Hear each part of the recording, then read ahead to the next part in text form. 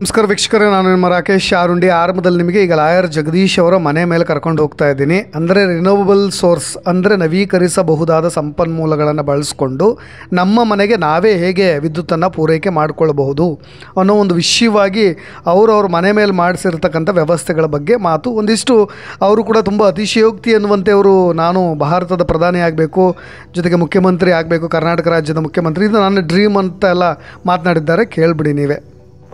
ಅದ್ರ ಬದಲಾಗಿ ಇದು 3-4 ಲಕ್ಷದಲ್ಲಿ ಅವರೇ ಮಾಡ್ಕೊಳ್ಬೋದು. ಯೂಟ್ಯೂಬ್ ನೋಡಿದ್ರೆ ನಾನು ಯೂಟ್ಯೂಬಲ್ಲಿ ನೋಡಿನೇ ಅದನ್ನೆಲ್ಲ ಮಾಡಿಸಿದ್ದು. ಹಾಗಾಗಿ ಯಾರನ್ನೂ ಟೆಕ್ನಿಷಿಯನ್ನೇ ಬೇಕಾಗಿಲ್ಲ. ಪ್ಯಾನಲ್ ನಿಮಗೆ ಇದ್ರಲ್ಲಿ ಸಿಗುತ್ತೆ, ಆನ್ಲೈನ್ ಸಿಗುತ್ತೆ, ಬ್ಯಾಟ್ರಿ ಸಿಗುತ್ತೆ.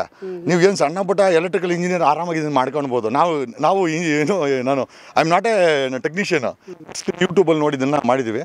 ಬಟ್ ಇಟ್ಸ್ ಸ್ವಲ್ಪ ಕ್ಲೀನ್ ಮಾಡಬೇಕು ಇದನ್ನು. ಇದು ರೆಗ್ಯುಲರಾಗಿ ಸ್ವಲ್ಪ ಇದನ್ನು ಸೋಪ್ ಹಾಕಿ ತೊಳಿಬೇಕು. 100% ಬಿದ್ದಾಗೇ ಇದು ನೋಡಿ, ಇದು ಮನೆಗೆ ಬಿಸಿನೀರಿಗೆ. ಹಾಗಾಗಿ ಏನಾಗುತ್ತೆ, ಸರ್ಕಾರದ ಮೇಲೆ ಡಿಪೆಂಡ್ ಆಗಿರಬಾರ್ದು. ನಾವು ಆವಾಗಲೇ ಸ್ವತಂತ್ರ ಇರೋಕ್ಕೆ ಸಾಧ್ಯ. ಸರ್ಕಾರದ ಮೇಲೆ ನಾವು ಯಾವಾಗ ಸವಲತ್ತುಗಳಿಗೆ ಡಿಪೆಂಡ್ ಆಗಿರ್ತೀವೋ, ಇನ್ಫ್ಯಾಕ್ಟ್ ನಾನು ಹೇಳೋದೇನು ಅಂತಂದರೆ, ನಮ್ಮ ಕರ್ನಾಟಕದಲ್ಲಿ ಹೆಚ್ಚು ಕಮ್ಮಿ 4 ಲಕ್ಷ ಬೋರ್ವೆಲ್ಸ್ ಇದೆಯಂತೆ ರೈತರದು. 4 ಲಕ್ಷ ಬೋರ್ವೆಲ್ಗೆ ಒಂದು 10 KV ಸೋಲಾರ್ ಪ್ಯಾನಲ್ ಹಾಕ್ಬಿಟ್ರೆ ಬೆಳಗ್ಗೆ 6 ಗಂಟೆಯಿಂದ ಸಾಯಂಕಾಲ 6 ಗಂಟೆ ನಮ್ಮ ರೈತರು ಓಡ್ತಾರೆ. ಯಾರ್ಯಾರಿಗೋ ಈಗ 14,000 ಕೋಟಿ ಕಾರ್ಪೊರೇಟ್ ಫರ್ಮ್ಗಳಿಗೆ ಟ್ಯಾಕ್ಸ್ ಎಕ್ಸೆಂಪ್ಷನ್ ಕೊಟ್ಟಿದೆ ಕೇಂದ್ರ ಸರ್ಕಾರ. ನಮ್ಮ ರೈತರು ಕೊಟ್ಟರೆ ಅನ್ನ ಹಾಕ್ತಾರೆ. ನಮ್ಮ ರೈತರಿಗೆ ಇದನ್ನು ಕೊಡಬೇಕು. ನಾನು CM ಆದರೆ ನಮ್ಮ ಕರ್ನಾಟಕದ ರೈತರಿಗೆ 4 ಲಕ್ಷ ಬೋರ್ವೆಲ್ಗೆ 100% ಸಬ್ಸಿಡೀಸ್ ಕೊಟ್ಟು ಅವ್ರಿಗೆ solar panel we will make them independent. ಕರ್ನಾಟಕದಲ್ಲಿ 40,000 ಕೆರೆ ಇದೆ ಎಂಟೈರ್ 32 ಡಿಸ್ಟಿಕಲ್ಲಿ. 40,000 ಕೆರೆನೂ ಉಳಿಸ್ತೀವಿ ಮಳೆಗಾಲದಲ್ಲಿ ನೀರು ತುಂಬ್ಕೊಳ್ಳಿ. ನಮ್ಮ ರೈತರಿಗೆ ಮಳೆಗಾಲದಲ್ಲಿ ಕೆರೆ ನೀರು ತುಂಬಂತಂದ್ರೆ ಬೋರ್ವೆಲ್ ನೀರು ಬರ್ತದೆ. ಬೋರ್ವೆಲ್ಲಾಗ ಅವರು 24 hours ನೀರು ಹೊಡ್ಕೊಬೋದು. ಬಟ್ ಇದು 12 hour ವರ್ಕ್ ಆಗುತ್ತೆ. ಈ ಪ್ಯಾನಲ್ ಹಾಕೊಟ್ಬಿಟ್ರೆ KPTC ಮೇಲೆ ಬೆಸ್ಕಾಮ್ ಮೇಲೆ ಬೈಕಣಂಗಿರಲ್ಲ, ಅವ್ರು ನೇಣು ಹಾಕೋಣಂಗಿರಲ್ಲ. ಅವ್ರು ನೇಣು ಹಾಕೊಂಡ್ರೆ ಆತ್ಮಹತ್ಯೆನ ತಪ್ಪಿಸ್ಬೇಕಂತ ನೋಡೋಣ. ಅಷ್ಟಲ್ಲೇನೋ ಸಿದ್ದರಾಮಣ್ಣ ಅಥವಾ ಯಾರನ್ನ ಬಂದ್ ಮಾಡಿದ್ರೆ ಓಕೆ. ಸಿದ್ದರಾಮಣ್ಣನೂ ಮಾಡಿಲ್ಲ ಅಂದರೆ ನಾನು CM 100% ಮಾಡ್ತೀನಿ.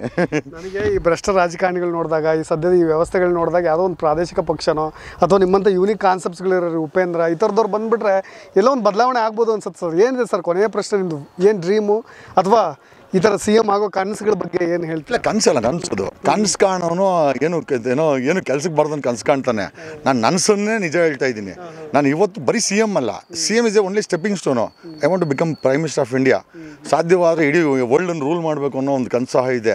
ಯಾವ ರೀತಿ ಅಮೆರಿಕ ದಬ್ಬಾಳಿಕೆ ಮಾಡ್ತದೆ, ನಾವು ಪ್ರೀತಿಯಿಂದ ಈ ಒಂದು ವಿವಿಧ ದೇಶಗಳನ್ನು ಹಿಡಿತದಲ್ಲಿ ಇಟ್ಕೊಬೇಕು. ಭಾರತ ಅನ್ನೋದು ಕಿಂಗ್ ಥರ ಇರಬೇಕು ಅನ್ನೋದು ನಮ್ಮ ಆಸೆ. ಮೋಸ್ಟ್ಲಿ ಆ ಯೋಗ್ಯತೆ ಯಾವ ರಾಜಕಾರಣಿಗಳು ಇಲ್ಲ. ಲೂಟಿಕೋರ ಇರೋದ್ರಿಂದ ಸಾಧ್ಯವಾಗಲ್ಲ. ಆ ಲೂಟಿಕೋರ ಮನಸ್ಥಿತಿಗೆ ನಾವು ವಿರುದ್ಧವಾಗಿರೋದ್ರಿಂದ ಸಾಧ್ಯವಾಗುತ್ತೆ ಅಂತ ನನಗನ್ಸುತ್ತೆ ಸರ್. ಇದು ಏನು ಭರವಸೆ ಕೊಡ್ತೀರಾ ಸರ್? ಅಟ್ಲೀಸ್ಟ್ ಏನಾದರೂ ಪ್ರಣಾಳಿಕೆ ರೀತಿಯಾಗಿ ಏನಾದರೂ ಭರವಸೆ ಕೊಡೋದು ಸರ್? ಈಗ 6 ಕೋಟಿ ಕನ್ನಡಿಗರ ಮುಖದಲ್ಲಿ ಸ್ಮೈಲ್ ಸರ್ ತಗೊಂಬತ್ತೀನಿ, ಇಷ್ಟೇ ಸರ್, ಬೇರೆ ಏನೂ ಇಲ್ಲ. ಸ್ಮೈಲ್ ಬರೋದು ಇಷ್ಟು ಕಷ್ಟ ಇದೆ ನೋಡಿ. ಈಗ ನೀವು ನಕ್ಕದ್ರಿ, ಈ ಸ್ಮೈಲ್ ಅನ್ನೋದು ಇದೆಯಲ್ಲ ಸರ್, ಮನೇಲಿ ಹೆಂಡತಿ ಚೆನ್ನಾಗಿದ್ದಾಗ, ಮಕ್ಕಳಿಗೆ ಸ್ಕೂಲ್ ಫೀಸ್ ಇಲ್ಲ ಅಂದಾಗ, ನೀನು ಆಸ್ಪತ್ರೆಗೆ ನಿರ್ಭೀತಿಯಿಂದ ಹೋಗ್ಬೇಕಂದ್ರೆ, ಇವಾಗ ಒಂದು ಕಾಯಿಲೆ ಬಂತು ಅಂದರೆ ಎಲ್ಲಪ್ಪ ಯಾವ ಒಡವೆ ಕುದಿಬೇಕ, ಯಾವ ಫ್ರೆಂಡಿಗೆ ಸಾಲ ಕೇಳಬೇಕು ಅಂತಾರೆ. ಇಲ್ಲ, ನೀನು ಕಾಯಿಲೆ ಬಂದರೆ ನಿರ್ಭೀತಿಯಿಂದ ಹೋಗಿ ವಾಕಿನ್ ಟು ಗೌರ್ಮೆಂಟ್ ಹಾಸ್ಪಿಟಲ್ಲು, ನೀನು ಎಲ್ಲ ಫ್ರೀ. ನಿಮ್ಗೆ ಅವಾಗ ನಗು ಇರ್ತಾ ಬೇಜಾರಾಗುತ್ತಾ? ಬೆಳಗ್ಗೆ ತಿಂಗಳಿಗೊಂದ್ಸತಿ ನೀನು 6,000 ಕಟ್ಟಬೇಕು ಮಗುಗೆ, ₹1 ಕಟ್ಟಂಗಿಲ್ಲ. ಒಳ್ಳೆ ಶಾಲೆಗೆ ನಮ್ಮ ಮಕ್ಕಳು ನಗು ಇರ್ತಲ್ಲ ನಿಮ್ಮ ಮುಖದಲ್ಲಿ. ಮೆಡಿಕಲ್ ಒಂದು, ಎಜುಕೇಷನ್ ಒಂದು ಫ್ರೀ ಆದರೆ ಎಂಥ ರೆವಲ್ಯೂಷನ್. ಬಸ್ಸು ಫ್ರೀ ಕೊಡೋಣ. ಈಗ ಶಾಸಕರಿಗೆ ಬಸ್ ಫ್ರೀ ಕೊಡಲ್ಲ, ಪ್ಲೇನ್ ಫ್ರೀ ಕೊಡಲ್ಲ, ಟ್ರೈನ್ ಫ್ರೀ ಕೊಡಲ್ಲ. ನಮ್ಮವ್ರಿಗೆ ಬಸ್ ಫ್ರೀ ಕೊಡೋಣ. ಯಾಕೆ ಕೊಡಬಾರ್ದು? ಹಾಸ್ಪಿಟ್ಲ್ ಯಾಕೆ ಕೊಡಬಾರ್ದು? ಒಂದು ಭೂತಾನ್ ಅನ್ನೋ ಸಣ್ಣ ದೇಶ ಮೆಡಿಕಲ್ ಮತ್ತು ಇದನ್ನು ಫ್ರೀ ಕೊಡಬೇಕಂತಂದರೆ, ಇನ್ಫ್ಯಾಕ್ಟು ನಾನು CM ಆಗಕ್ಕೆ ಮುಂಚೆ ಒಂದು ದೊಡ್ಡ ಯೂನಿವರ್ಸಿಟಿ ಕಟ್ಟಬೇಕು ಅಂತಿದ್ದೀನಿ. ಒಂದು ದೊಡ್ಡ ಮೆಡಿಕಲ್ ಕಾಲೇಜ್ ಮತ್ತು engineering college free of cost ಮಾಡಬೇಕು ಅಂತ ಅದೇನೊಂದು ಆಸೆ ಇದೆ. ಅಂದರೆ ಎಲ್ಲರೂ 2 ಕೋಟಿ 3 ಕೋಟಿ ಕೊಡ್ತಾರೆ. ಆಮೇಲೆ ದೊಡ್ಡ ಸಂಸ್ಥಾನಗಳಿದೆ, ಒಕ್ಕಲಿಗರ ಸಂಘ ಅಂತ ಹೇಳೋದು, ಸಂಘ ಅಂತ ಮಾರೋದೆಲ್ಲ ದುಡ್ಡಿಗೆ ಅವರು. ಹಂಗಾಗಿ ಒಂದು ಆಲ್ಟರ್ನೇಟಿವ್ ಒಂದು ಯೂನಿವರ್ಸಿಟಿ ಕಟ್ಟಬೇಕಂತಿದ್ದೀನಿ. ವೇರ್ ಫ್ರಮ್ LKG ಇಂದ ಹಿಡಿದು ಮೆಡಿಕಲ್ ಎಲ್ಲರಿಗೂ ಟೋಟಲಿ ಫ್ರೀ. ಯಾರು ಬೇಕಾದ್ರೆ ಬಂದು ಅಡ್ಮಿಷನ್ ಆಗ್ಬೋದು ಯೋಗ್ಯತೆ ಅನುಸಾರವಾಗಿ. ಆ ಥರ ಒಂದು ಫೆಸಿಲಿಟಿನ ಕರ್ನಾಟಕದಲ್ಲಿ ಮಾಡಬೇಕು ಅಂತ ಇದ್ದೀವಿ. ನನ್ನ ಇಂಡಿವಿಜುವಲ್ ಆಗಿ ನೋಡೋಣ ಸರ್. ನಾನು ಹೇಳಿದ್ನಲ್ಲ, ಬರೀ ಮಾಧ್ಯಮಗಳಲ್ಲಿ ಮಾತುಗಳ ಮುಖಾಂತರ ಒಬ್ಬ ವ್ಯಕ್ತಿನ ಅರ್ಥ ಮಾಡ್ಕೊಳ್ಳೋದಕ್ಕೂ, ಅವ್ರ ಮನೇಲಿ ಬಂದು ನಿಂತ್ಕೊಂಡು ಆ ವ್ಯಕ್ತಿನ ಅರ್ಥ ಮಾಡ್ಕೊಳ್ಳೋದಕ್ಕೂ, ಅಥವಾ ಅವ್ರ ಸಿದ್ಧಾಂತಗಳು, ಅವ್ರ ತತ್ವಗಳು, ಅವ್ರ ಆಚರಣೆಗಳು ಅವೆಲ್ಲ ನೋಡಿದಾಗ ಅನಿಸುತ್ತೆ ಈ ಡಿಸರ್ವ್ಡ್ ಸಮಥಿಂಗ್ ಫಾರ್ ಅಂತ. ಯಾಕೆಂದರೆ ಯಾರಿಗಾದರೂ ಎಂತೆಂಥವ್ರಿಗೂ ನಾವು ಅಧಿಕಾರವನ್ನು ಕೊಟ್ಟು ನೋಡಿದ್ದೀವಿ. ಇಂಥ ವ್ಯಕ್ತಿಗಳು ಕೊಟ್ಟಾಗೇನೋ ಬದಲಾವಣೆ ಬರ್ಬೋದು, ಹೇಳೋಕ್ಕಾಗಲ್ಲ. ಒಂದು ಕ್ರಾಂತಿ ಅಂತೂ ಆಗೇ ಆಗುತ್ತೆ. ಯಾಕೆಂದರೆ ಇತ್ತೀಚೆಗೆ ಅವರು ಮಾಡ್ತಾ ಇರ್ತಕ್ಕಂಥ ಹೊರತರ್ತಾ ಇರ್ತಕ್ಕಂಥ ವಿಷಯಗಳು ಎಲ್ಲ ಸೆನ್ಸೇಷನ್ ವಿಷಯಗಳೇ. ನೀವೆಲ್ಲರೂ ಅವ್ರನ್ನ ಪೂಜಿಸ್ತಾ ಇರ್ತೀರ, ಆರಾಧಿಸ್ತಾ ಇರ್ತೀರ, ಅಭಿಮಾನಿ ಅಂತ ಹೇಳಿ, ನಮ್ಮ ಅಣ್ಣ ನಮ್ಮ ಬಾಸ್ ಅಂತ ಹೇಳಿ ಹೊಗಳ್ತಾ ಇರ್ತಾರೆ. ಅಂಥವರ ಕೊಳಕು ಮನಸ್ಥಿತಿಗಳನ್ನು ಬಯಲಿಗೆ ಎಳೆದು ಬಿಟ್ಟಿದ್ದಾರೆ. ಅದಕ್ಕೆ ವಿತ್ ಪ್ರೂಫು ಅವ್ರು ಮಾತನಾಡ್ತಾರೆ. ಹಾಗಾಗಿ ಇಂಥ ವ್ಯಕ್ತಿಗಳನ್ನು ನಂಬಬೇಕು ಅಂತ ಅನಿಸುತ್ತೆ. ಇದೇ ರೀತಿಯಾದಂಥ ವಿಷಯಗಳೊಂದಿಗೆ ಮತ್ತೆ ಬರ್ತೀನಿ. ನಾನು ರಾಕೇಶ್ ಆರುಂಡಿ, ಧನ್ಯವಾದ.